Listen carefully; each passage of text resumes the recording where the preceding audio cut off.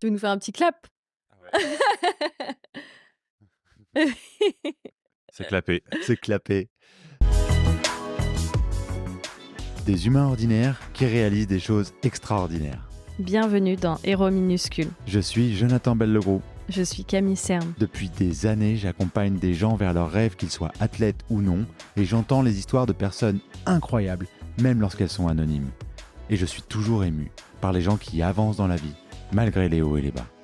Athlète de haut niveau en squash, ancien numéro 2 mondial et diplômée en journalisme, j'ai toujours été sensible à ce que nos rêves et nos convictions peuvent nous amener à réaliser qui que nous soyons. Ensemble, nous avions envie de mettre en lumière les héros du quotidien. Les humains qui transforment leur parcours de vie difficile en force et qui, armés de convictions solides, construites par leur parcours, en font de vraies réalisations pour eux et pour les autres. Pour nous, les histoires peuvent changer des vies et les modèles que l'on a peuvent élargir nos pensées. Alors quoi de mieux que de rencontrer de nombreux héros du quotidien et d'entendre leur histoire pour vous les partager. Parce que le monde dans lequel nous vivons a besoin d'humanité, de jolies histoires et d'inspiration. Ensemble, allons à la rencontre d'humains étonnants pour entendre, partager et s'inspirer d'un bout de leur vie. Dans ce podcast, il s'agit d'humains pour ce qu'ils sont à travers ce qu'ils font. Selon les sujets, ils seront nos hôtes à l'un Ou à l'autre, et parfois ensemble. dans des échanges décomplexés, sans filtre, simples. Embarquez avec nous dans l'aventure Héros minuscules dont vous faites déjà partie. Aujourd'hui, on vous emmène dans un épisode à couper le souffle, littéralement. Un épisode qui peut donner froid dans le dos, mais qui réchauffe aussi le cœur. Parce qu'aujourd'hui, on plonge dans l'univers d'Arthur Guérin-Boéry. Arthur, c'est Sunny Boy, un gars du sud de la France qui a choisi de nager sous la glace et de battre des records. 5 fois champion du monde, détenteur de 8 records du monde. Mais Arthur, c'est bien plus qu'un palmarès. C'est quelqu'un qui connaît la valeur du souffle, de l'oxygène, de la nature et qui les partage et les transmet. Pas à pas, mètre par mètre, il dépasse ses limites. Avec inspiration, avec passion, avec courage. Arthur nous ouvre les portes de l'apnée, de son univers, de son monde. Alors, le temps d'un épisode, prenez une grande inspiration et embarquez avec nous. Bonne écoute. Salut Arthur. Salut. Aujourd'hui, on est avec Arthur Guérin-Boéry sur une péniche. On s'est dit que c'était un bon lieu pour t'accueillir. Ouais. Tu vois, on est entouré d'eau. Toi, ça devrait aller. Ouais, on est sur un bateau. J'aime bien les bateaux en plus. Voilà. On est ravis de te recevoir sur Héros minuscules. Pour les auditeurs qui ne te connaissent pas encore, est-ce qu'on se lance dans l'énumération des records et de son palmarès? Vas-y, tente. Je vais. Je vous arrête dès qu'il y a une erreur. Oh là là, non, mais Attention, tu vois, attention, il va contrôler là. je vais pas prendre trop de risques. Plusieurs fois champion du monde Ouais. d'apnée. Ça fait 5 fois champion du monde, je crois. 5 titres mondiaux, Ouais. exactement, et 8 records du monde. Et 8 records du monde. Rien que ça. Et en plus, 8 records du monde dans différentes disciplines dont tu vas nous parler. Toi, la particularité de l'apnée que tu fais, c'est pas forcément de l'apnée, c'est pas de l'apnée verticale. On est Car en compétition, en compète, ouais. c'était pas ma spécialité. Ouais. J'en ai fait un petit peu, mais c'était pas ma spécialité. Mais pour le plaisir, par contre, c'est ce que je préfère faire. Ouais. Ça, on le voit sur tes réseaux que tu plonges dans la rade de Villefranche. Toi, alors moi, je suis super content parce que c'est la deuxième fois qu'on se retrouve avec un micro. Ouais. La première fois, c'était au micro de France Inter, c'était sur Exactement. Jusqu'ici, tout va bien. Ouais. Et on salue l'équipe s'ils La nous maison de la radio juste à côté. Ouais, s'ils nous écoutent. Et en même temps, on aurait eu l'occasion de se croiser plein de fois sur la dizaine d'années parce que tu passes souvent à Nice, moi aussi. On a des copains en commun. Guillaume Néry, il a préfacé mon premier bouquin, puis toi, je te vois plonger avec lui Ouais. et le mettre dans des baignoires d'eau froide. Ouais. Et dans des lavoirs. Dans des lavoirs, et il a l'air quand même moins détendu que toi. On a fait lac gelé aussi avec Guillaume. Ouais. C'est arrivé. Ouais. Et tu te baignais dans le canal de l'Ourcq en plein hiver. quand moi aussi, je faisais quelques baignades dans le canal de l'Ourcq en plein hiver. Et Ok. c'est marrant, on s'est jamais croisé à 6h du mat, 6-7h, Ouais, quoi. j'y allais plutôt à 6h du soir, moi. Ah ouais. Ah, mais c'est Moi, je pour suis ça, on plutôt du s'est. soir, moi. Ah ouais, d'accord, ouais. Plutôt du soir. Moi, j'arrive pas le soir, le bain froid. Bon, en tout cas, c'est un plaisir. C'est un plaisir, mon gars. Eh oui, bien sûr, toujours.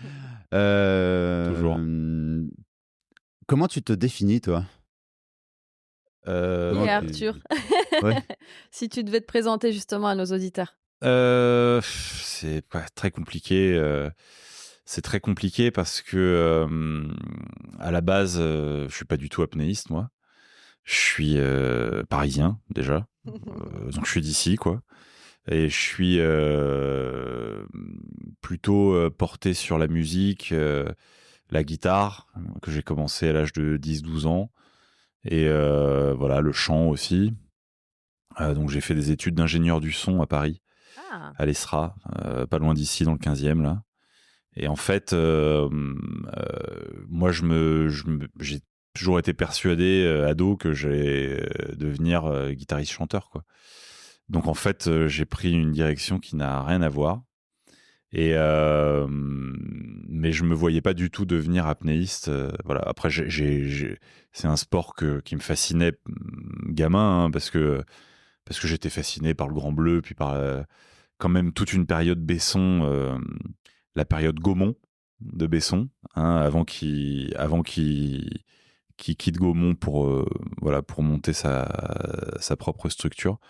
Donc cette période de Besson, pour moi, ça a vachement bercé mon adolescence. Et c'est vrai que du coup, le Grand Bleu, voilà, c'était un truc qui existait pour moi, mais j'étais pas, enfin voilà, je me voyais pas du tout apnéiste pro ou quoi. Donc c'était pas du tout ça. Donc c'était, voilà, à la base, Arthur, qui c'est plutôt, voilà, plutôt branché musique, qui est devenu apnéiste en prenant un autre chemin, qui a fait cette carrière d'apnéiste à haut niveau pendant 10-12 ans, et qui aujourd'hui, à l'âge de 40 ans, finalement, euh, rattrape le temps, disons, reprend tout ce qu'il a laissé de côté pendant cette carrière, justement,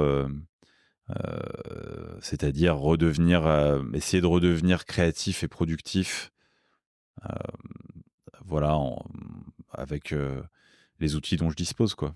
Donc aujourd'hui, je dirais que c'est ça, Arthur, c'est voilà, c'est quelqu'un ouais, qui se sert de cette carrière d'apnéiste à haut niveau pour comme terreau fertile pour développer plein d'autres trucs aujourd'hui. Maintenant que j'ai levé un peu le pied sur la compétition, quoi. tu dis que tu as levé le pied, mais tu as encore, j'imagine, des objectifs ou des challenges quand même en apnée? Ouais, alors si je reprends un jour la compétition, ce sera par contre en profondeur, ça c'est certain. Euh, voilà, et après je fais partie de ces personnes qui ont besoin d'une longue acclimatation en profondeur et de beaucoup de travail d'acclimatation du corps. En fait, le corps doit s'acclimater à la compression. On pourra rentrer dans les détails si vous voulez, exactement physio, pour comprendre ce qui se passe, mais en fait, voilà, mon corps a besoin de s'adapter dans le temps à la compression. Et si je me lance dans la profondeur, il va falloir que je travaille pendant 2-3 ans pour vraiment pouvoir progresser significativement en profondeur. Donc c'est un gros boulot, mais si je retourne à la compétition un jour, ce sera là-dedans, je pense. Je ne ferai plus, à mon avis, de record en apnée dynamique à l'horizontale, donc en distance à l'horizontale. Ça, j'ai tout fait, donc c'est bon, j'ai fait le job, j'ai fait le tour, quoi. Mais des challenges apnéiques, après, aujourd'hui, ils sont surtout autour de la découverte et de l'aventure. Donc, dans les projets documentaires que je développe, quoi. Voilà, surtout ça, aujourd'hui, les challenges apnée, on va dire. C'est c'est marrant parce que tu parlais du Grand Bleu, la génération Grand Bleu. Je pense qu'on a été nombreux à être touchés par ce film-là. Et on y voit Jacques Mayol et Enzo, qui sont des férus d'apnée et un peu casse-cou, quoi. et qui sont prêts à rester dans le fond, quoi. Et à l'inverse, toi, tu te définis comme... Alors, tu viens de le dire, tu te définis pas comme un apnéiste à la base, tu vois, enfin, et on a l'air que tu es plutôt en train de te définir comme quelqu'un de créatif de base qui a utilisé l'apnée pour redevenir créatif ensuite. Mais tu te définis aussi comme un apnéiste qui veut respirer. et, Ah oui, c'est et- vrai, ouais.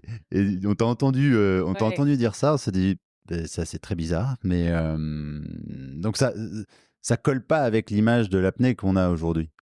Non, ce que je disais quand je disais ça, c'est que je fais partie des apnéistes qui ont envie de respirer très vite. Ouais.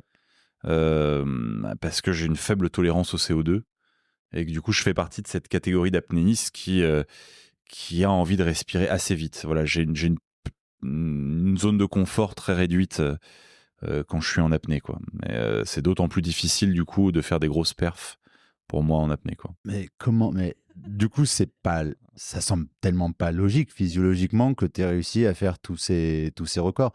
Pour donner quelques métrages pour que les auditeurs se rendent compte, on parle de plusieurs centaines de mètres, de près de presque 300 mètres, je crois. 300 mètres, c'était 300 mon mètres. dernier record en bassin, ouais. Ok. 300 mètres de distance, donc à l'horizontale en bassin, ouais. Ouais. 300 mètres en bassin, ça, Nagé en 4 minutes 30. 4 minutes 30, c'est ça, là, ok.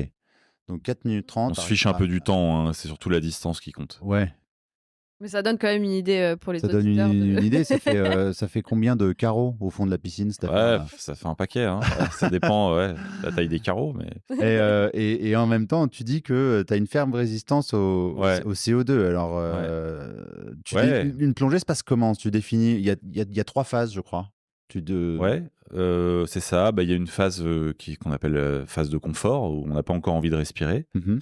qui va durer plus ou moins longtemps selon les apnéistes, euh, selon le profil apnéique des athlètes. Voilà, il y a des athlètes qui ont des grosses zones de confort, d'autres beaucoup moins, et ça c'est lié notamment à la tolérance au CO2, c'est le facteur principal. Ensuite, il y a une zone, je dirais, de travail euh, qui, euh, qui, pareil, va être plus ou moins longue en fonction de cette zone de confort qu'il y a juste avant. Et puis ensuite, il y a une zone, je dirais, une phase finale qui est à l'approche de la sortie ou de l'objectif qu'on s'est fixé et qui est une phase qui redevient un tout petit peu moins compliquée parce que mentalement, on s'approche de la fin, donc ça redevient un peu moins compliqué. Mais voilà, ouais, je dirais qu'il y a 3 phases. 3 phases, la plus compliquée étant évidemment la phase de travail et qui est la plus longue aussi, hein, dans une grosse performance en apnée. En tout cas, pour moi, c'est la plus longue. Pour d'autres apnéistes qui ont la chance d'avoir une grosse zone de confort, ça sera pas la plus longue. Mais pour moi, elle est très longue et putain, c'est difficile à. Ouais, mentalement, c'est très très engageant. Ouais. Puis tu le disais que sur l'aspect apnée, c'est 90% de mental. Du coup, comment tu te prépares pour cette phase de travail qui va être très compliquée? Alors forcément, je vais pas poser que des questions sur le mental, hein, c'est bien évidemment, hein. Mais comment tu prépares cette phase de travail qui, du coup, tu le sais, pour toi, elle semble plus difficile? Tu vois, est-ce que tu te prépares différemment que les autres compétiteurs? Ouais, Enfin, tu vois, quand bah tu... ouais, ouais. C'est vrai qu'on a tous un peu notre manière de nous préparer sur des grosses performances en apnée. Euh, la majorité des athlètes restent juste au calme euh, et partent en no warm-up, on appelle ça comme ça, c'est-à-dire sans échauffement préalable, pour justement choquer le corps au moment du départ et avoir le corps qui réagit très fort à l'apnée avec une grosse vasoconstriction, une grosse bradycardie et à avoir des réflexes d'immersion très intenses qui leur permettent de se sauvegarder et d'aller le plus loin possible en sécurité. Généralement, ce type de profil, c'est des apnéistes qui ont justement des grosses zones de confort, qui sont pas trop embêtés rapidement par le CO2 et qui vont avoir envie de respirer relativement tard et qui du coup ont envie justement que le corps soit vite stressé par le CO2 parce qu'en fait, quand le corps est stressé par le CO2, il va déclencher les adaptations qui nous permettent d'être en sécurité en apnée. En fait, l'inconfort en apnée, généralement, rime avec sécurité. Quand on a envie de respirer, que le CO2 commence à faire son effet, justement, c'est là que le corps comprend que, OK, il faut mettre le corps en sécurité. On va mettre en place une vasoconstriction, faire refluer le sang vers les organes nobles, faire ralentir le cœur, augmenter la pression artérielle interne, etc. pour justement que le corps puisse supporter cette phase d'apnée que le cerveau interprète comme étant longue, finalement. Et donc, ces athlètes, généralement, partent en no warm-up pour justement stresser le corps très vite avec l'apnée et avoir une très faible tolérance, justement, diminuer la tolérance au CO2 pour pouvoir très vite être stressé par le CO2. Voilà, ces gens-là ont beaucoup de chance. Ils ont une zone de confort énorme parce que c'est le CO2 qui donne envie de respirer. C'est ça qu'il faut comprendre. Moi, c'est tout le contraire. J'ai une faible tolérance au CO2 de base, donc j'ai envie de respirer très vite. Ce qui veut dire que moi, j'ai envie d'augmenter cette zone de confort. Donc en fait, ce que je fais, moi, c'est que je me prépare pendant 1 heure au moins minimum avant de partir. 1 heure pendant laquelle je vais faire des exercices d'apnée successifs, où je vais faire des rétentions de souffle de plus en plus longues pour justement habituer mon corps à cet excès de CO2. Pendant 1 heure, je vais avoir envie de respirer parce que je vais faire des apnées de plus en plus longues, donc je vais avoir de plus en plus envie de respirer à chaque fois. Ce qui fait que, et j'arrête ça vraiment 5-6 minutes avant de partir, avant le top officiel, pour vraiment être dans cette dynamique où j'habitue mon corps à être saturé en CO2, quoi. Et ce qui fait qu'au moment de partir, après ma dernière apnée de préparation, mon corps est chaud, quoi. J'ai vraiment travaillé le CO2 pendant 1 heure. Et en fait, je me suis échauffé au CO2, quoi. C'est vraiment exact, c'est ça je me suis échauffé, quoi. J'ai échauffé l'apnée. Et du coup, au moment de partir, je ventile bien, parfois même j'hyperventile, ce qui est déconseillé en apnée d'ailleurs. Mais j'hyperventile, je fais partie des rares personnes qui peuvent se le permettre, justement. J'hyperventile pour faire chuter au maximum le taux de la saturation en CO2 avant de partir, artificiellement, avec cette hyperventilation. Ce qui fait qu'au moment de partir, j'ai un taux de CO2 qui est très bas dans le sang et une énorme tolérance au CO2 grâce à l'échauffement. Ce qui fait que j'ai repoussé l'envie de respirer au maximum. Et ce qui fait que je peux avoir envie de respirer en maximisant cette préparation aux alentours des 75 mètres, 80 mètres, 90 mètres, maximum, grand maximum. En temps normal, voilà, avec cette prépa, c'est là que j'ai envie de respirer. C'est vrai que je parle à des athlètes, moi, qui ont envie de respirer à 150 mètres, 175 mètres, voilà, et parfois même énorme. plus, à 200 mètres. D'un coup, l'envie de respirer arrive. Donc, voilà, on n'est vraiment pas dans le même monde, quoi. Et si je fais pas cette prépa-là, à 50 mètres, j'ai envie de respirer, quoi. C'est intenable pour moi d'aller à 300 mètres derrière avec cette envie de respirer. Donc, C'est je suis incroyable. obligé de faire cette prépa pour gagner, en plus, pas énorme, hein, pour gagner 30, 40, 50 mètres sur cette zone de confort. Et donc voilà, en fait, je suis un profil apnéique où j'ai un profil apnéique où j'ai une très faible tolérance au CO2. J'ai envie de respirer très vite. En revanche, j'ai une énorme capacité à fonctionner avec peu d'oxygène. Donc j'ai une énorme capacité hypoxique, on Ouais. appelle ça comme ça. Mhm. C'est-à-dire que avant que mon corps, avant de perdre connaissance, parce que finalement l'aboutissement de l'hypoxie, c'est ça, c'est la syncope hypoxique, donc on perd connaissance, ce qu'il faut à tout prix éviter en apnée. Avant de perdre connaissance, je peux nager très très longtemps. Enfin, pour moi, cette limite hypoxique, elle est très très loin, quoi. J'ai une capacité hypoxique énorme. Ce qui veut dire qu'en fait, je peux nager très longtemps en apnée en relative sécurité. J'ai jamais fait de syncope d'ailleurs. Voilà, C'est vrai, t'as jamais fait de j'ai jamais syncope? fait de syncope. Parce que c'était ma question, c'est si c'est très très loin, Je sais même pas où. tu connais pas ta limite Je connais pas ma limite. J'y d'hypoxie. suis jamais allé. Incroyable. Voilà, Ah j'ai ouais. jamais été à ma limite physiologique en apnéique. J'ai jamais été à la syncope. Et donc en fait, Incroyable. Parce que tu parles de la syncope, mais il y en a quand même, c'est quand même fréquent. Faut l'éviter, mais ouais, c'est fréquent bien sûr, c'est très fréquent sur des en compètes compétition. ou On a très régulièrement des syncopes. ouais, ouais. Voilà, j'ai jamais été à la syncope, donc je connais pas ma limite théorique en apnée, et ce qui fait que je sais que je peux me permettre d'échauffer le CO2 et d'hyperventiler avant de partir. Pour moi, c'est relativement peu dangereux. OK. Mais tu prends un mec qui a une grosse tolérance au CO2, il faut surtout pas qu'il fasse ça. Parce qu'il va aller au carton direct. Il va perdre connaissance avant même d'avoir eu envie de respirer, lui, s'il fait ça. C'est pour ça que lui, il part ce qu'on appelle en no warm-up. Il s'échauffe pas du tout. Et il part pour justement ressentir cet inconfort très vite, pour être en sécurité et pour avoir vite le corps qui s'adapte et qui met en place les adaptations pour qu'il soit en sécurité. Tu vois ce que je veux dire ou pas? Ouais. Mais j'adore la phrase l'inconfort crée de la sécurité. L'inconfort en apnée, c'est de la sécurité. Si tu es trop confort en apnée, Ouais. faut vraiment te méfier. Ouais. C'est que tu peux aller au carton, quoi. Ouais. C'est quelque chose que moi je partage beaucoup. Très souvent, Camille, elle m'entend dire on n'est plus habitué à l'inconfort. Ah ouais.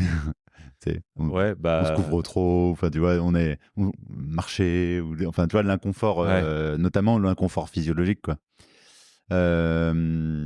Passionnant. Je vais vous emmener faire de l'apnée, vous allez comprendre. Mais moi, avec plaisir. j'ai une question par rapport à... Parce que c'est... en tant que sportif de haut niveau, je connais à peu près comment les sportifs peuvent s'entraîner, enfin ce que représente l'entraînement. Mais pour un apnéiste, c'est quoi ton entraînement, justement? À part, évidemment, ce que tu disais, une grosse part mentale. Ça ressemble à quoi un entraînement de...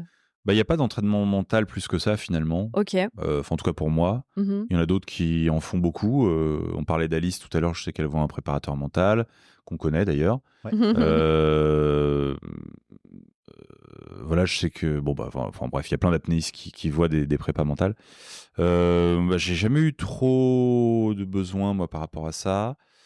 Mais c'est sûr qu'au moment où ça devient dur, oui, c'est très mental. Voilà, donc là, il y a vraiment un travail là-dessus. Par contre, pendant la prépa, du coup, moi, je faisais pas trop ça. Mais beaucoup de prépa apnée, par contre, ouais. Donc tu nages en apnée Ouais, alors beaucoup. En fait, c'est relatif par rapport à un quotidien sportif de haut niveau, parce que nous, beaucoup d'apnée, ça veut dire 3 entraînements par semaine. Ok. Donc finalement, c'est pas beaucoup par rapport à un gymnaste qui va s'entraîner 8 heures par jour, ou un joueur de squash comme toi, ou une joueuse de squash, c'est rien, quoi. Donc nous, si on fait trop d'apnée, on s'entame trop mentalement. Faut pas trop en faire. Ah, c'est plus l'entame mentale que physique? Physiologique. Un peu les deux. Physiologiquement, en fait, la physio est tellement liée au mental en apnée que c'est les deux, finalement. Ok. Mais ça devient une fatigue mentale. Donc en fait, on évite de trop en faire. En apnée dynamique, en tout cas. Ok. C'est différent pour la profondeur, encore une fois. Mais en apnée dynamique, on essaye d'éviter de faire plus de 3 par semaine. Voilà, 3, c'est bien. 1, tu maintiens. 2, tu progresses. 3, tu progresses vite. Voilà. Ok. Mais comme il faut aussi préserver le mental, il ne faut pas trop en faire. Si tu t'entraînes 5 fois par semaine, 6 fois par semaine, tu vas arriver le jour de la compétition, tu seras ruiné, vidé, tu n'arriveras jamais à faire ton truc. Donc c'est pour ça qu'il faut se méfier du surentraînement comme ça en apnée. Donc 3 entraînements semaine, c'était pas mal comme rythme, en tout cas pour moi. Et à côté de ça, prépa physique. Quand même, ouais. Donc en début d'année, beaucoup de caisses, beaucoup de cardio pour faire la caisse, quoi. Voilà. Et puis plus on se rapproche de l'échéance, plus on fait du spécifique. D'accord. Et donc finalement, à la fin, ça devient de la force en muscu et puis du travail technique en natation, de prise d'appui aussi.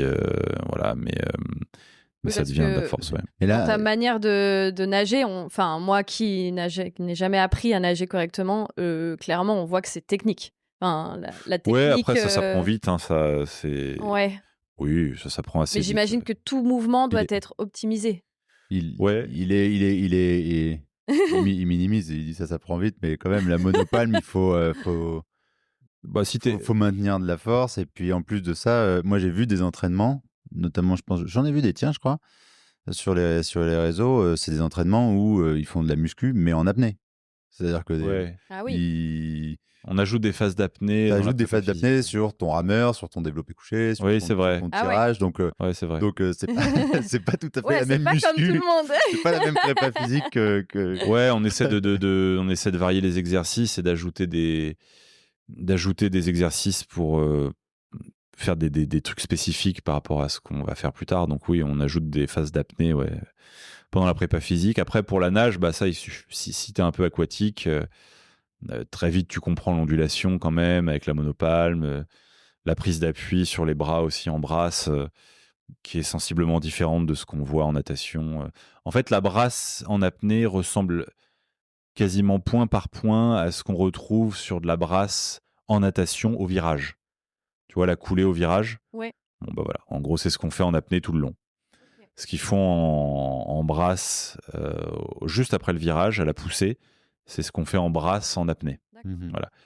Et ce qu'ils font d'ailleurs au virage sur les autres nages, l'ondulation, bah, c'est ce qu'on fait en apnée, mais avec une monopalme, quoi. Ok. Voilà, mais c'est exactement de ça qu'on s'inspire sur la technique. C'est ce qu'ils font après le virage, en fait, en natation. Mhm. Parce que c'est des phases coulées, donc sous l'eau, quoi. Et j'ai peut-être une question bête, mais je me lance. T'es très grand et t'as des grands bras aussi. Est-ce que c'est un atout ou Pas forcément, non, non? non. On a de tous les gabarits, hein. Ouais. J'ai été longtemps en équipe de France avec Alexis Duvivier, par exemple, qui est un mec qui s'entraîne dans le Nord, Mhm. qui est un des 5 meilleurs apnéistes au monde dans les disciplines dans lesquelles qu'on pratiquait à l'époque, et d'apnée dynamique, du coup. Et il est pas plus grand que toi, quoi. Donc, voilà. Et il avait record du monde à une époque. Ok. Il a fait 5 mètres de moins que moi. Il était à 295, si j'ai pas de bêtises, en D'accord. dynamique. Voilà, donc Tout gabarit du coup. vraiment tout gabarit. On a Guillaume Bourdila actuellement, qui est numéro 1 mondial, si j'ai pas de bêtises, actuellement. Ou numéro 1 ou numéro 2. Il doit se tirer la bourre avec Mateusz Malina, qui est un Polonais. Donc lui, Guillaume Bourdila, c'est un petit gabarit aussi, hein, ancien gymnaste de haut niveau, Ok. assez trapu. Donc il a pas des, tu vois, mais bon voilà, il est record du monde, Ok. champion du monde, voilà. Ouais, ça se base Tout le monde presque en peut fait. se. Ouais, pardon. Non, tout le monde peut se lancer du coup s'il n'y a pas de Ouais, Ouais, gabarit. ouais, puis c'est pas comme dans la natation où tu as besoin justement d'une grosse surface d'appui, et d'une grosse puissance, en tout cas pour le sprint, tu vois, avec beaucoup d'allonges, etc. Là, on est dans l'économie finalement, donc ça se c'est pas base du tout la presque même sur chose. des compétences invisibles et que tu connais pas avant de les avoir testées toi-même aussi. Parce que, comme tu dis, toi, avant de tester ta capacité de résistance, avant d'avoir besoin d'être oxygéné, Mm. Ah oui, non, tu ça savais pas que c'est empirique, hein. c'est dingue. Tu y vas et puis tu vois que ça passe, donc Ouais, ok, bon bah je peux aller plus loin, ça veut dire. ouais, c'est incroyable. Et puis Mais ça veut dire que ça voilà. questionne vachement l'idée de la limite. Alors, Alors la t'as- limite, je l'ai jamais atteinte aussi parce que j'ai toujours fonctionné par objectif, hein, ça c'est quand même important, hein. ok. C'est-à-dire que je me suis toujours fixé des objectifs à ne jamais dépasser en compétition, et ça c'est un truc qui m'a permis de jamais aller au carton aussi. Ah, c'est-à-dire que C'est-à-dire par exemple, que les records du monde, tu te dis, ou en compète, tu te dis, bah tiens, il faut que je fasse ça pour que je gagne, je vais pas plus que ça. exactement. Je me D'accord. suis dit, c'est surtout, je sais pas, je dois faire ça pour gagner. C'est la dernière fois j'ai fait ça. Bon bah du coup je vais faire un peu plus, je vais faire ça cette fois. Et puis quoi qu'il arrive, je sors. Ok. Et puis bah il se trouve que souvent c'était des podiums ou des médailles, mais c'était jamais pour gagner. Ok. C'était par rapport à ce que j'avais fait avant. Je pense que je suis théoriquement capable de faire ça, donc d'ajouter tant de mètres en plus. Généralement c'était pas énorme. Et bah, du coup, si j'atteins cet objectif, quoi qu'il arrive, je sors, même si je sens que je peux aller potentiellement plus loin. Et ça, c'est un truc qui m'a permis de progresser finalement toujours en relative sécurité et de jamais aller à la syncope, justement, de jamais partir en disant je vais au max, quoi qu'il arrive, je vais tous les pourrir, je vais au bout du bout du bout du bout, c'est aujourd'hui, c'est maintenant, quoi qu'il arrive. Bah, ça, en fait, c'est vraiment le meilleur moyen d'aller au carton. Il faut Ouais. surtout éviter d'aller sur des compétitions avec cet état d'esprit, quoi. Ok. Ouais, ça fait vraiment la stratégie j'allais dire la stratégie des petits pas. C'est bizarre quand tu es à plus de 200 mètres déjà, mais dont tu parles dans un TEDx d'ailleurs. Euh, donc, ta vie, elle a été rythmée par les compétitions, par les bassins, par les carreaux au fond de la piscine. Et un jour, tu fais une transition. T'en parles dans un documentaire que nous, on recommande et qu'on mettra en commentaire, qu'on a regardé ensemble, Sunny Boy, qui est sorti sur Amazon. Là, maintenant, alors il est sur plusieurs plateformes, Ouais, mais maintenant il est en accès libre sur Amazon. ok, Parce qu'il était en VOD jusqu'à il y a peu. ouais, Et sur Apple, sur Prime, sur Canal aussi, je crois. Bon, ouais, bref, sur plein de plateformes. Et là, maintenant, il est devenu accès libre pour tous les abonnés ouais, Prime. Donc, on ouais. peut le voir. Ah, nous, on l'a vu, on a payé, mon gars. On a quoi? On a payé. Avec Ah ouais? grand plaisir. Ouais, merci. Mais tu vois, avec grand Et, plaisir. Non, mais voilà, c'est normal. bon, je touche pas grand-chose dessus, hein, je te le dis tout de suite, Ouais. mais merci quand même. T'inquiète. Merci pour Amazon. En tout cas, ça retrace 4 années de préparation pour passer de la piscine à l'apnée sous glace, Ah oui, oui. en slipou. Bah oui, en slob.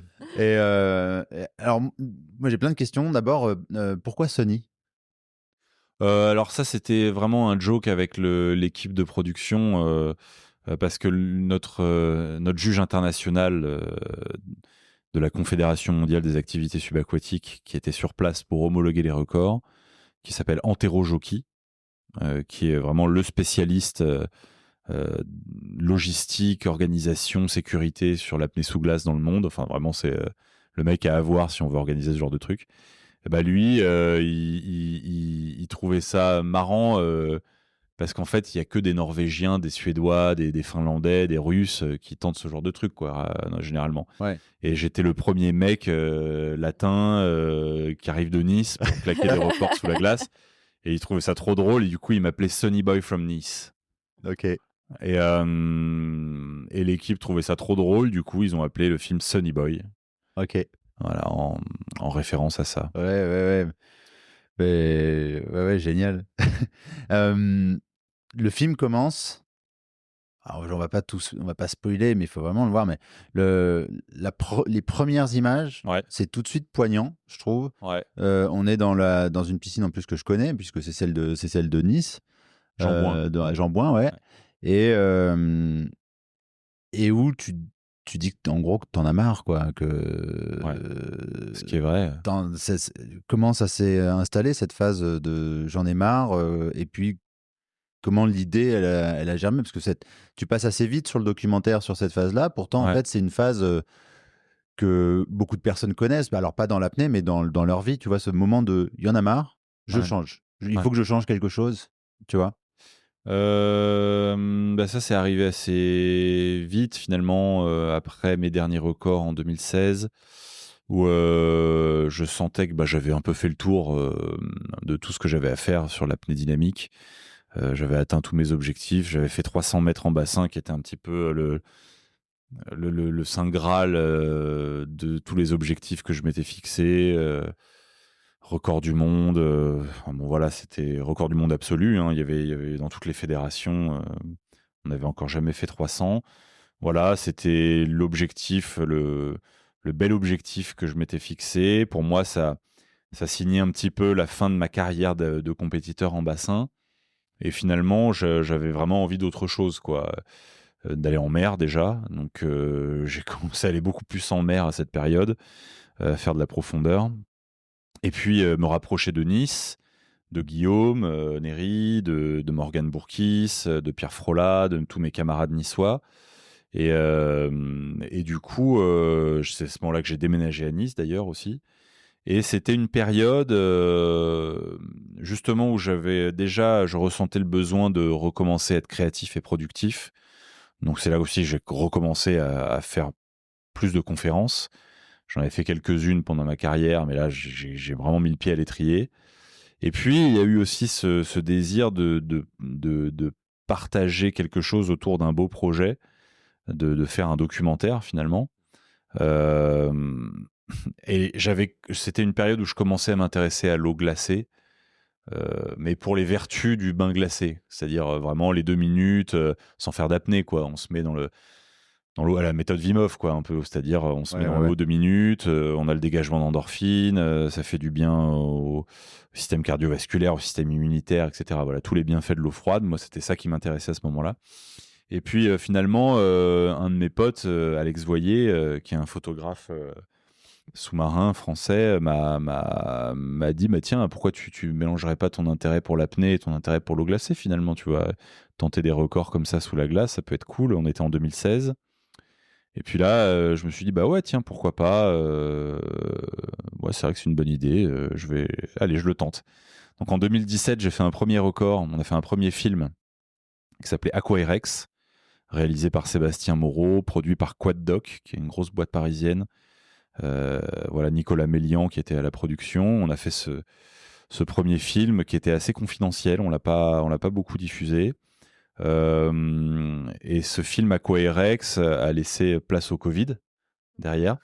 Donc ça a mis un coup d'arrêt à tous ces projets de records sous la glace. Et puis finalement, voilà, après le premier confinement, je me suis lancé dans ce projet de double record d'apnée sous glace, cette fois à la brasse, donc avec et sans combinaison. C'était les 2 records. Et là, pour le coup, je me suis entouré d'une équipe de production pour faire Sunny Boy. C'est Almo Film, donc qui est une boîte niçoise. Morgan Le Faucheur, qui est fondateur d'Almo Film et qui a réalisé ce film. Et on s'est entouré aussi de plusieurs partenaires pour ce record, et on a réussi à produire ce film Sunny Boy autour de ces records. Donc là, c'était vraiment aussi la double volonté de ma part, c'était faire un record sous la glace, deux nouveaux records sous la glace, et aussi essayer de produire quelque chose, un joli film pour pouvoir partager ça au public. Donc c'était voilà, la double volonté. Et mais je sentais que au fond de moi que voilà, c'était les derniers, quoi. Voilà, je sentais que j'avais envie de passer vraiment à autre chose, quoi. Et c'est vrai que j'y suis allé vraiment au mental sur ces records, parce que j'avais déjà dans la tête plein d'autres projets sur lesquels j'avais envie de partir, les conférences, la série documentaire, voilà, j'ai d'autres projets de communication avec mes sponsors. J'avais vraiment envie de partir sur plus de partage, voilà. Et donc j'y suis allé au mental sur ces records, quoi. Ça a été vraiment difficile. En plus, ça a été une prépa énorme pendant 2 ans, d'acclimatation au froid, etc. Donc ça a été très difficile. Et le switch, voilà, c'était ça. C'était la découverte de l'eau froide, tenter quelque chose de nouveau en dehors des bassins, plus en phase avec le milieu naturel aussi. C'est une espèce de transition vers la mer, un petit peu, ces records sous la glace en lac gelé, quoi. Donc voilà un petit peu comment ça s'est fait, quel a été le process pour arriver sur ces records sous la glace. Ça a été d'abord s'intéresser à l'eau glacée, puis lier les deux, quoi. Voilà. Et tu parles beaucoup de partage. C'est un mot qui revient pas mal là dans tes dernières phrases, et tu en parles aussi dans ton dernier TEDx, quand tu parles de, la peur, Mhm. et que on a l'impression que tu as envie de faire passer un message justement, aux gens qui sont dans la salle, de dépasser leur peur. Est-ce que tu peux nous en dire un peu plus là-dessus? Enfin, c'est quoi ce partage justement que tu as envie, d'explorer? Alors, bah, le partage, déjà, moi, c'est l'instant scénique qui est quand même très stimulant, je trouve. C'est le fait rien que d'être sur scène et de parler à des gens, quoi. Déjà, je trouve ça assez fascinant. Se produire sur scène, que ce soit pour des conférences, de la musique, du théâtre, ou même devant une caméra, sur de l'acting, je trouve que c'est différent devant une caméra, mais en tout cas sur la scène, il y a vraiment un moment de partage où on touche les gens directement avec ce qu'on exprime. Mmh. Voilà. Donc déjà ça, c'est quelque chose que j'aime beaucoup, je dois avouer, même si c'est pas toujours facile sur le moment. Ouais. Mais c'est l'est de moins en moins difficile, en tout cas, et j'aime de plus en plus ça. Voilà. Donc là, c'est déjà l'instant scénique, je dirais. Après, ce que j'aime partager, c'est un parcours de vie, donc c'est-à-dire d'où je viens, comment j'en suis arrivé là, par où je suis passé. Effectivement par l'apnée, qui est un sport très engageant mentalement. Et in fine, ce que j'aime bien expliquer, c'est c'est la manière dont j'ai géré, oui, la peur par rapport à ce dernier record. Mmh. Donc le record sous la glace en slip de bain. Parce qu'il y avait une vraie dimension prise de risque liée à ce record sur les impacts, pour être très concret, c'était sur les impacts cardiologiques Mmh. des apnées très longues en eau très froide, sans combinaison, évidemment. Mmh. Parce que l'eau très froide, ça produit un stress quand même physiologique intense. L'apnée très longue aussi. Mmh. Et les deux Les deux mélangés, combinés. c'est très intense. Et donc, en fait, c'était ça qui me faisait peur, vraiment. Voilà, donc bon, on a quand même monitoré tout ça, on a fait attention à ce qu'on faisait, mais c'était quand même très engagé. Et puis, on n'a pas vraiment de précédent, il n'y a pas de. Ouais, c'est ce que Il tu y a pas expliques. de. Voilà, il y a pas j'ai pas 10 000 apnéistes avant moi qui sont passés là-dessus, quoi. Donc, Vous êtes dans une discipline où vous êtes moins d'une centaine ah ouais, clairement, bien sûr, même moins Ouais. d'une cinquantaine, je pense. Moins d'une cinquantaine, ouais. Et donc, en fait, c'est très incertain, quoi. Voilà, donc. Et donc, ça me faisait flipper, quoi, d'être pionnier en terrain connu, comme ça, dans un truc qui est assez risqué, finalement. Déjà, parce qu'il y a la température de l'eau, parce que je suis en apnée, parce que, cardiologiquement parlant, c'est quand même assez engagé. Il y a une vasoconstriction très profonde, une grosse augmentation de la pression artérielle interne, une grosse bradycardie.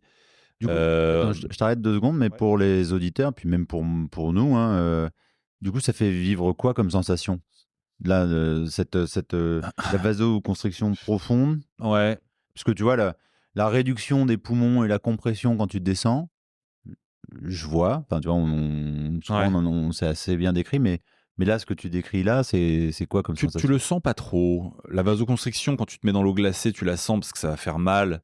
C'est douloureux un peu. Et puis le temps que ça se mette en place, c'est très inconfortable. Mmh. Mais après, une fois qu'elle s'est mise en place, que les vaisseaux se sont resserrés, la vasoconstriction, le reflux sanguin, la bradycardie, l'augmentation de la pression artérielle interne, tout ça, tu le sens pas Ouais. trop, ça va. En même temps, tu le sens sens plus pas. grand-chose trop, donc Non, mais c'est vrai, tu te sens. Oui, de toute façon, t'es anesthésié. Anesthésié. Non, mais même en apnée, dans une eau moins froide, tous ces réflexes se mettent en place aussi et tu le sens, mais parce que ton corps réagit quand même, tu le sens. En fait, tu le sais pourquoi tu le sens, parce que généralement, ces réflexes, qui sont des réflexes d'immersion, Mmh. généralement sont liés à l'envie de respirer.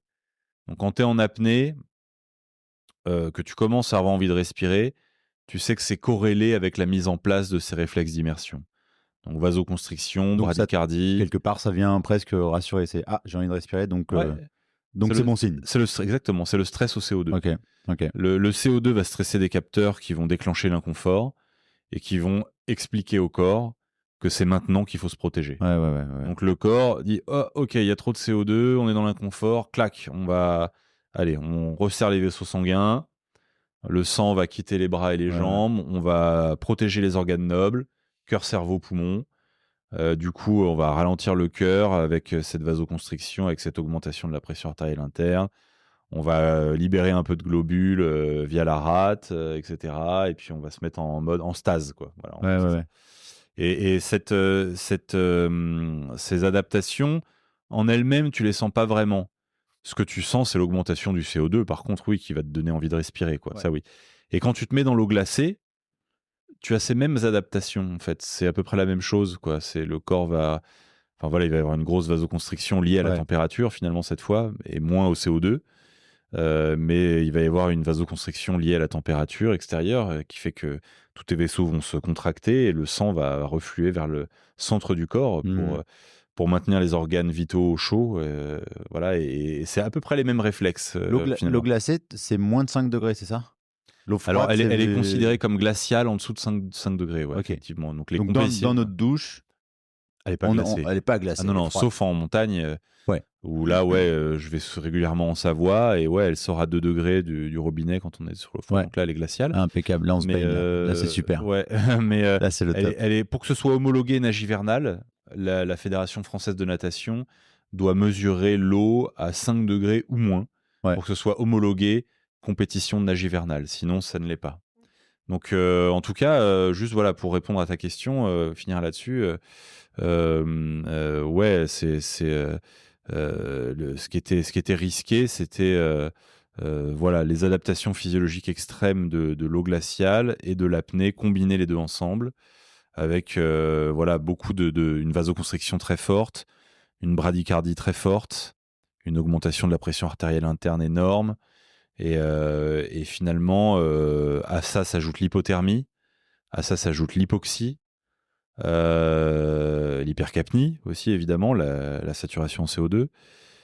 Et donc, le corps, quand même, il subit un stress assez intense. Et quand tu sors de là, tu mets un petit moment à t'en remettre, quoi. Voilà. Et donc j'avais peur de ça. Et ce que j'aimais expliquer pour répondre à ta question dans cette conférence, c'est la manière avec laquelle j'ai réussi à lâcher prise sur cette peur au moment de partir pour mener à bien ce projet et réussir à accepter le risque qui, quoi que je fasse pour me préparer, quoi que je fasse pour le diminuer au maximum, il y avait toujours une part de risque qui subsiste, quoi qu'il arrive, quoi.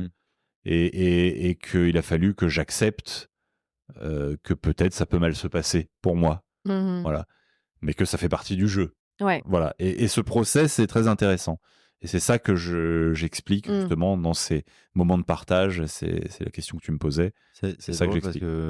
C'est drôle parce que effectivement, tu dis que l'inconfort produit de la sécurité, mais qu'en même temps, c'est au moment où tu acceptes, t'acceptes le risque que finalement, ta performance devient plus confortable, en tout cas faisable, quoi.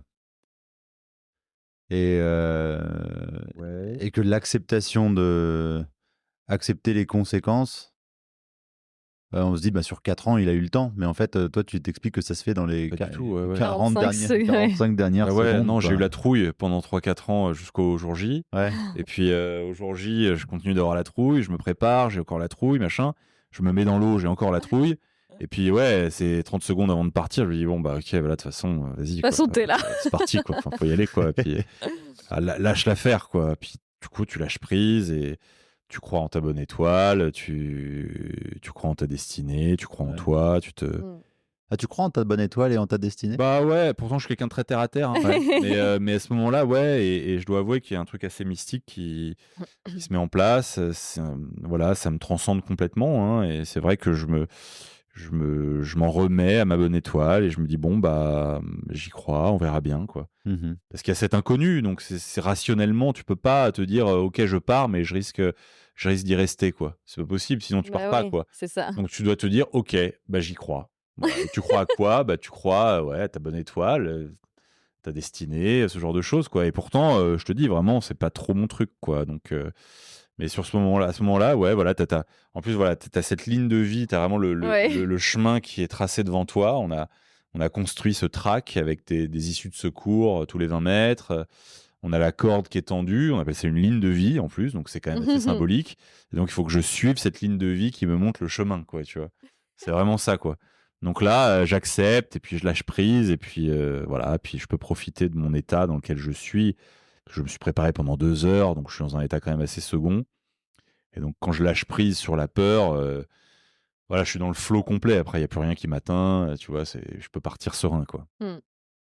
Et on réfléchissait à quelque chose, c'était tes records, enfin ton univers, c'est l'eau, la glace, c'est des sujets qui sont dans le domaine de l'écologie, souvent abordés, souvent autour d'alertes. Est-ce que toi, ta pratique a changé ton regard sur l'environnement? Est-ce que la dimension écologique s'est renforcée ou pas? Enfin, parce que c'est ton terrain de jeu, c'est presque ton outil de travail, en tout cas pendant un temps. Ouais.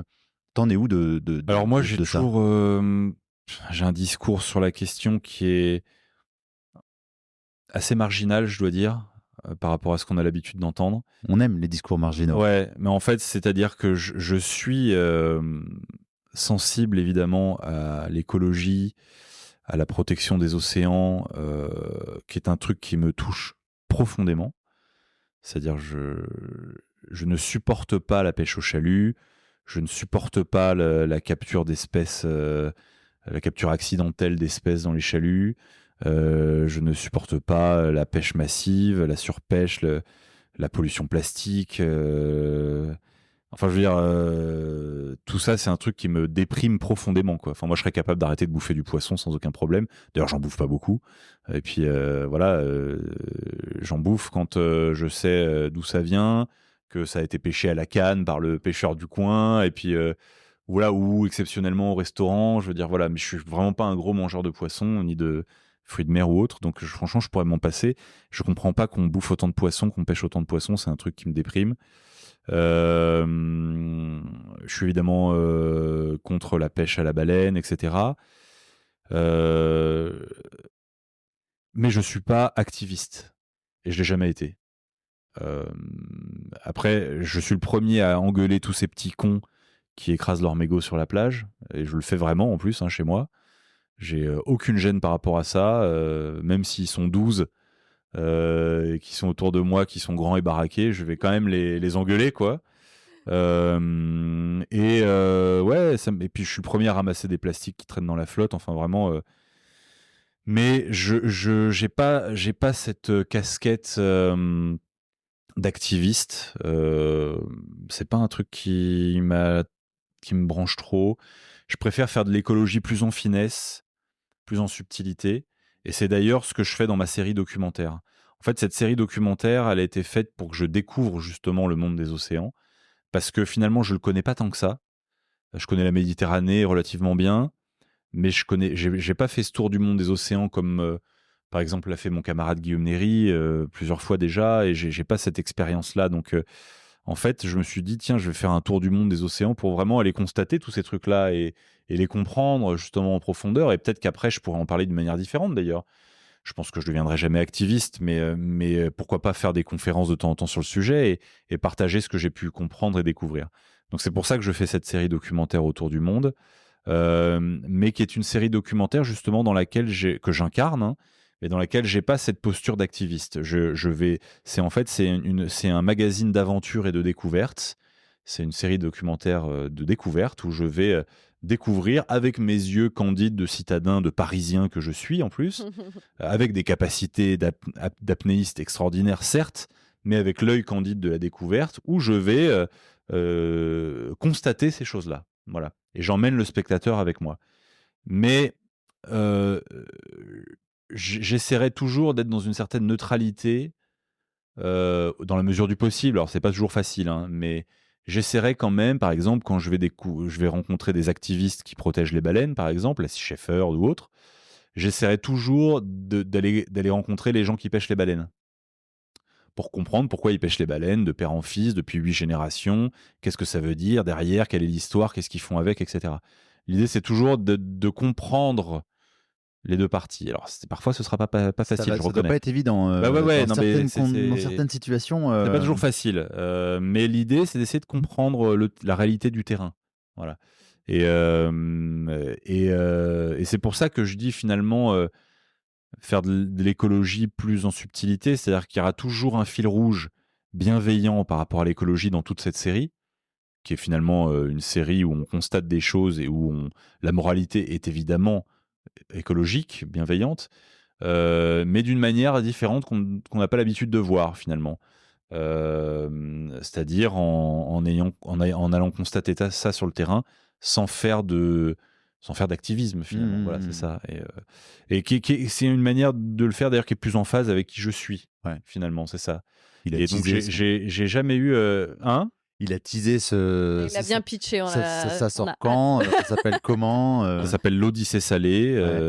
C'est une série documentaire qu'on développe avec Foxroad Productions pour TV Monaco, qui nous a commandé qui nous a acheté le projet. C'est un projet que je réfléchis depuis déjà au moins 4 ou 5 ans, qui est né sur des réflexions que j'ai eues avec mon ancien réalisateur Sébastien Moreau et mon ancien auteur Olivier Domergue. On a planché sur le sujet, on a trouvé ces idées-là.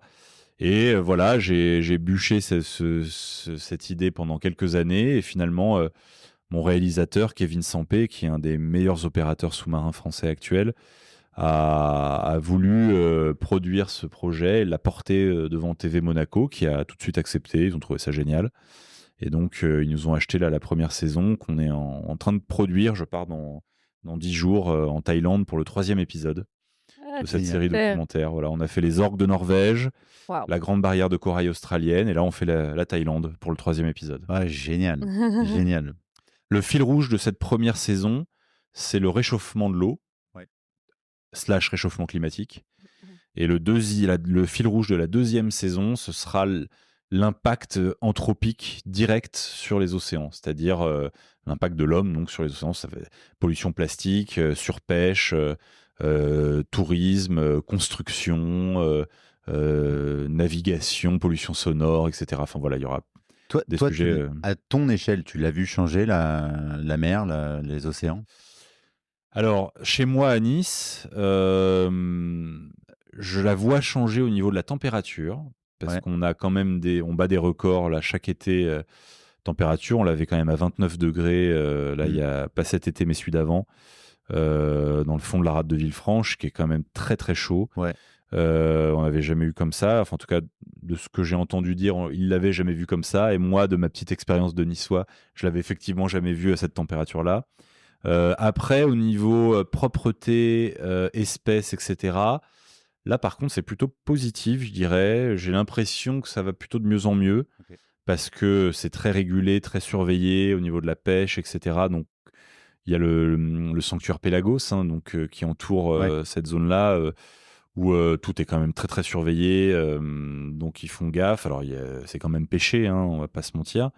Mais voilà, on voit de plus en plus de mérous, de plus en plus de barracudas, de plus en plus de cérioles, des mammifères aussi, des dauphins qui viennent nous voir. Bon voilà, il y a de la vie quand même, de plus en plus, ça c'est quand même assez rassurant. Moi, j'avais C'est vrai remarqué que qu'on les on méduses. en voyait moins avant, même moi je trouve, des mérous là, Ouais. dans le temps, ouais, dans le peu d'années que j'ai fait à Nice, j'en voyais moins avant, quoi. Là, on en voit de plus en plus, ils se reproduisent, c'est ultra protégé, donc voilà, on voit qu'il y a quand même un effet assez positif. Mhm. Alors on n'en est pas au niveau de la réserve de Porquerolles, hein, Ouais. où quand on va se baigner, c'est carrément un aquarium, où on voit ce que devrait être la Méditerranée si on l'avait laissé tel quel et si on l'avait jamais touché. Où là, on voit carrément des trucs de fou. Voilà, il y a les dorades royales qui viennent jouer dans les pieds. Quand on est au bord de la mer, on voit des bancs de poissons multicolores que j'ai jamais vus ailleurs. Enfin bon, c'est la folie. Et la Méditerranée devrait être comme ça normalement. Mhm. On l'exploitait pas du tout. Donc Ouais, ouais, ça ouais. n'est pas là. Ouais, on Mais, est pas. c'est quand même, voilà, j'ai C'est plutôt l'impression que ça a positif. bien Bah évolué. écoute, Ouais, ouais. c'est chouette. Mhm. Moi, je me rappelle, bah, Il y a encore plein de trucs à faire, hein, quand à même. Nice, je me rappelle que le peu de temps où j'y habitais, on m'avait dit bah, les méduses, c'est surtout l'été, et puis fin août. Puis en fait, l'année d'après, ça a été toute l'année. Et puis après, Ah ouais. maintenant, il y a des méduses toute l'année. Ouais, Donc, on en voit de temps en il y a temps, des. c'est vrai. Bah, c'est surtout au niveau des courants, je crois aussi que Ouais, ça se fait. Ça, ouais, ouais. c'est quand même des animaux qui se laissent porter vachement par les courants. Je suis pas un expert, hein, j'ai pas envie de dire de bêtises Un surtout. expert Donc, méduse. je suis pas un expert des océans tout court. Je pense à des amis, et notamment mon pote Cédric Palerme, qui est une figure de mon club d'apnée là, niçois, qui connaît vachement bien les océans. À chaque fois que j'en parle avec lui, il m'apprend plein de trucs. Hmm. Euh, voilà, je suis loin d'être un expert, et d'ailleurs c'est pour ça encore une fois que je fais cette série documentaire, c'est pour pouvoir aller comprendre toutes ces choses-là, quoi. Je vois le temps qui avance.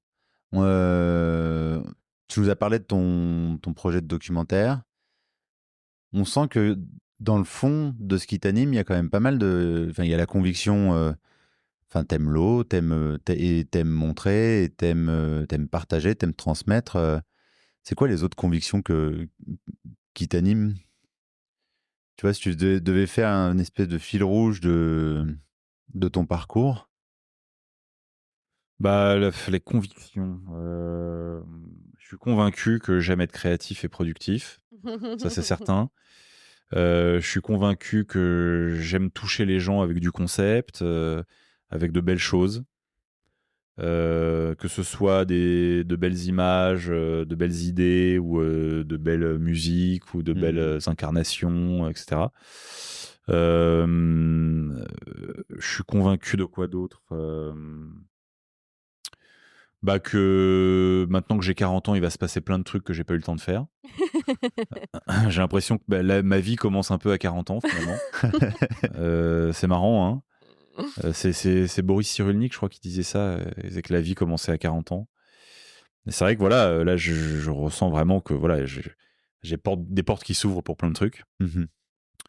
Je suis convaincu. Qu'est-ce que j'ai comme conviction? Sinon, bah après, je sais pas. Moi, je suis un apnéiste bohème, hein, donc c'est ça mon profil, hein. C'est-à-dire que j'ai envie de m'émanciper de plus en plus de l'image de l'athlète. Mhm. pour me rapprocher de plus en plus de l'image du créatif, journaliste, développeur de concepts, conférencier, producteur de contenu, etc. Producteur de contenu, je ne veux pas dire influenceur pour moi. Ouais, ouais. On est d'accord. Hein. Ouais, ouais, on est d'accord. Voilà. Et voilà, j'ai un regard de plus en plus critique sur la condition d'athlète, évidemment, en plus. Ça, Mhm. c'est un truc qui me...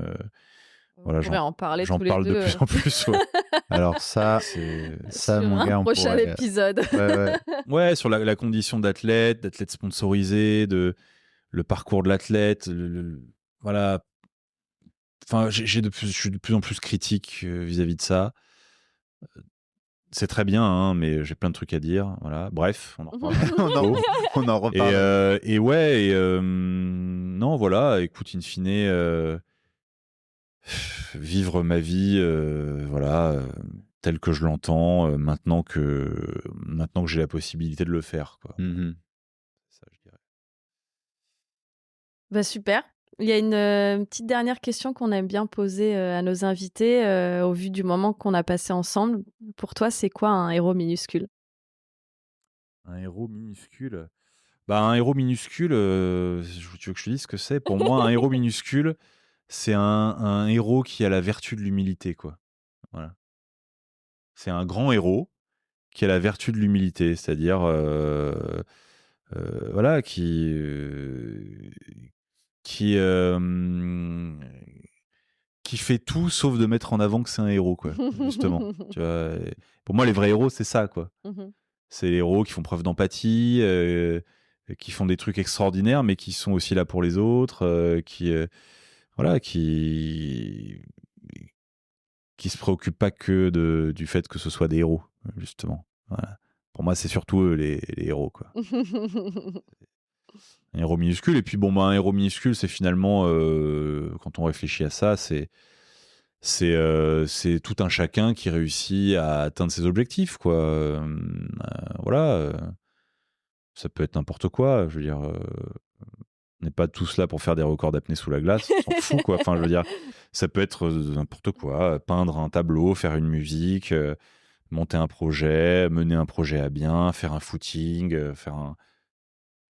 Voilà, quoi. C'est héros minuscule, c'est ça. C'est faire chacun son propre petit record du monde, quoi. À soi, quoi. Super.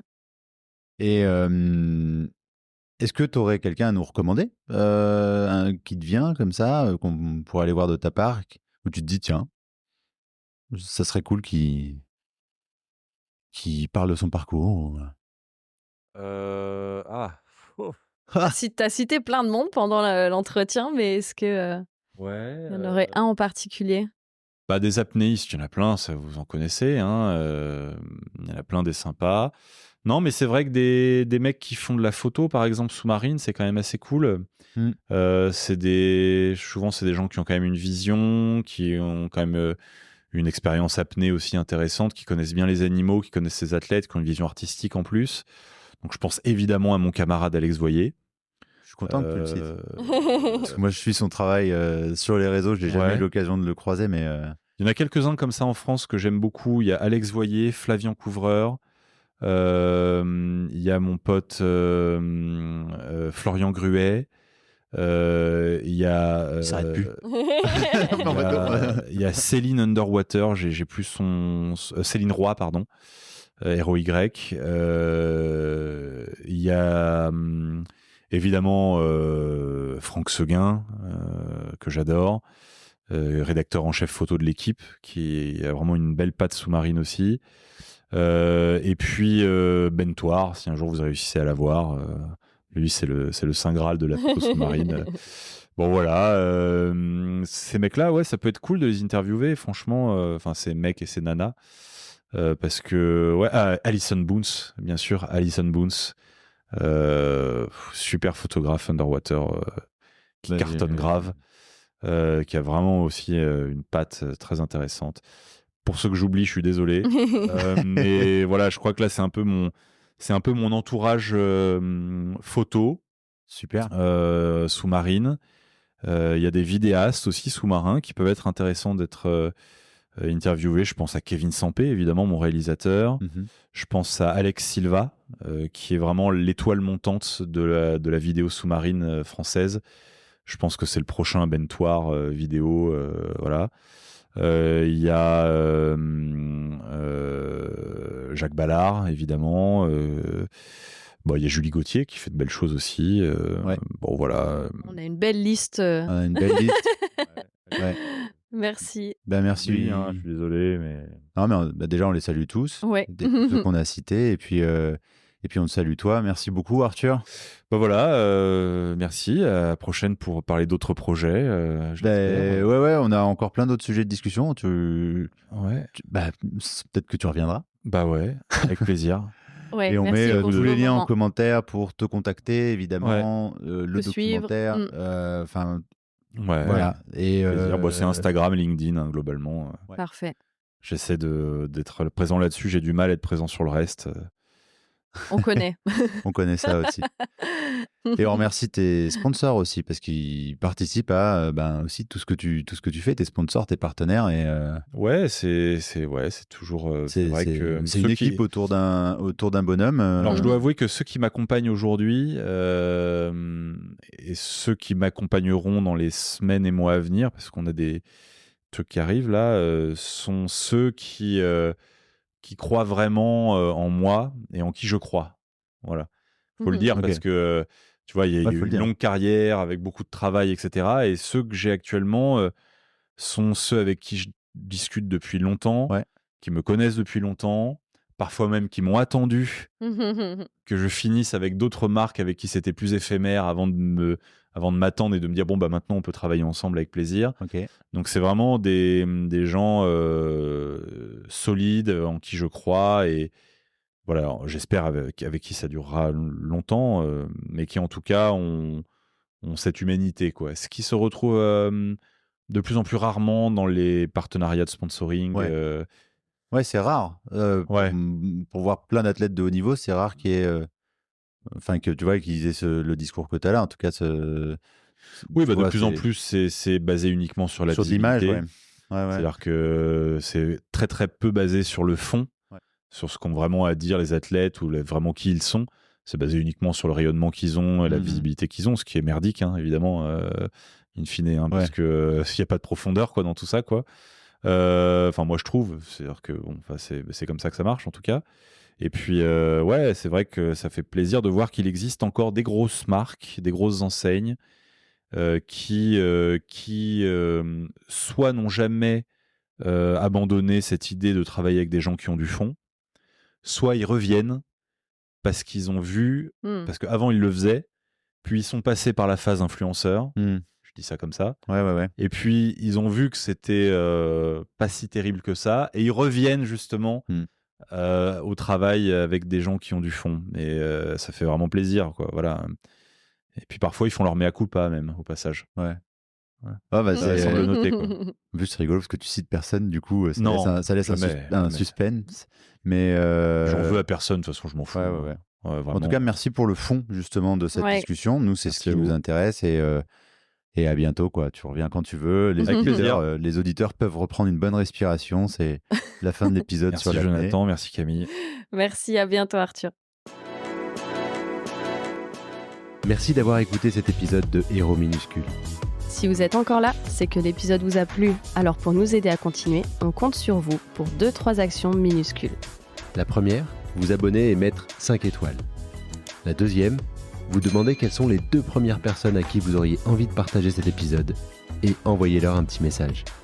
La troisième, pensez également à liker nos réseaux sociaux pour aller plus loin dans l'univers des héros minuscules. Et à très bientôt. Et on vous embrasse.